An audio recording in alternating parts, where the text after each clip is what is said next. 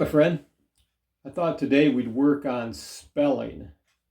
How do I spell English words? And it's important. If you want to know how to write, you got to know how to spell the words. I picked up a book here, one that's on my shelf called Perfect English Grammar. And there's a whole chapter on spelling. I thought I'd just read you what the author wrote here in regards to spelling. He says this: spelling in English is a problem even for native speakers, even highly educated native speakers. Studies show that good spelling isn't necessarily a sign of intelligence. Instead, spelling well has a lot more to do with repetition and practice, and can be learned even by people of ordinary intelligence. And that's an encouragement that by repetition and practice, we can learn how to spell words correctly. And so that's what this lesson is going to be all about. We're just going to touch on a few English words that are commonly misspelled. Okay, so as we look at our words here, we've got a number of them that are commonly misspelled. They're confused. These are all correct spelling, but it just depends on how you use the word.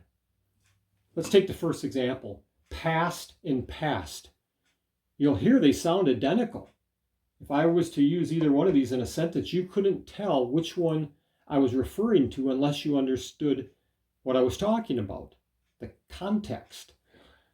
Past, you might be sitting in a classroom and you receive your test back and you might say, I passed.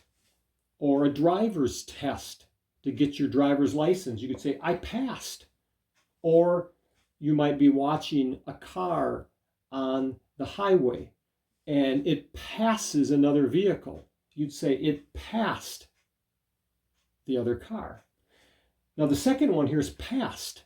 This is same pronunciation, it sounds the same, but it happened in the past. In history, you would say, in the past, I lived in such and such a place. So past and past. The second one is than and then. They do sound different, but when you say them, you may not hear the difference always.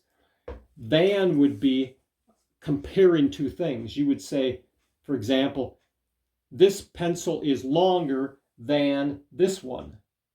Use it comparing two things. Then would be, we're going home, then we will have lunch. So then and than. Down here we have there and there. They sound identical. There would refer to someone or a couple of people, perhaps, but you might say, that is their home, referring to possession. It's their daughter or their car. This there would be, you might say, it's over there. You're pointing perhaps. It's there. But this is referring to somebody's or someone's possessions. It's there. It's their child. But here it's pointing to possibly a direction. You're pointing at something there. It's over there. Sounds the same, just spelled a little different. Up here we have close and close. Boy, that's very similar. Here you might say, close the door. Please close the door. Or if it's business, it would be the business is closed. Have a D on the end of it. Or you might say, it's close. The restaurant is close to our house, meaning it's nearby. Different meanings there. Now this one is clothes. These are my clothes, my shirt, or my trousers, or my socks. Clothes. Sound very similar, don't they? So this is like close, nearby, and this would be apparel, clothes. These are very similar as well. Desert, desert.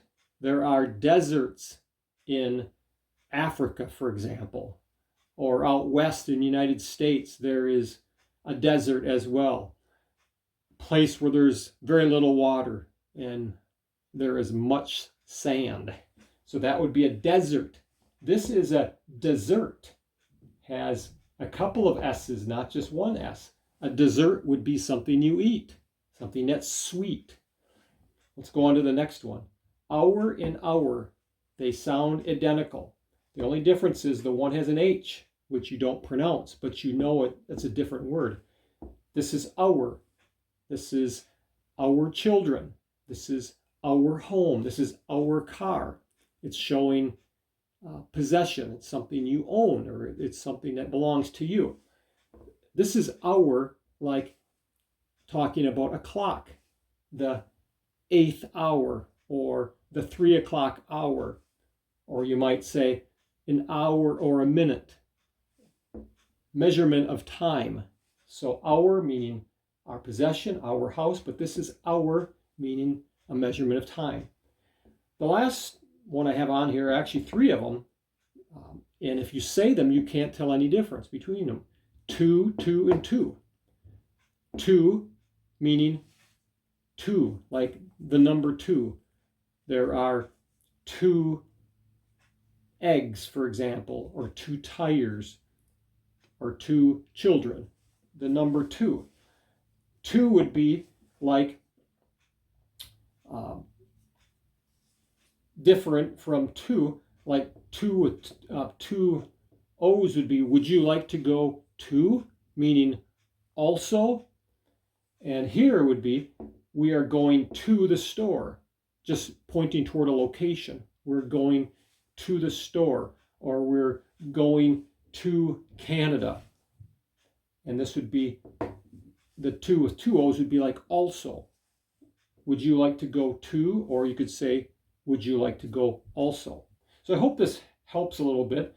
Just a few English words that are commonly misspelled. Not that they're wrong in themselves, they're all spelled correctly, but the way you use it in a sentence, it would be wrong to say, would you like to go there with me, and use there with T-H-E-I-R, or would you like to have some dessert and spell it like desert?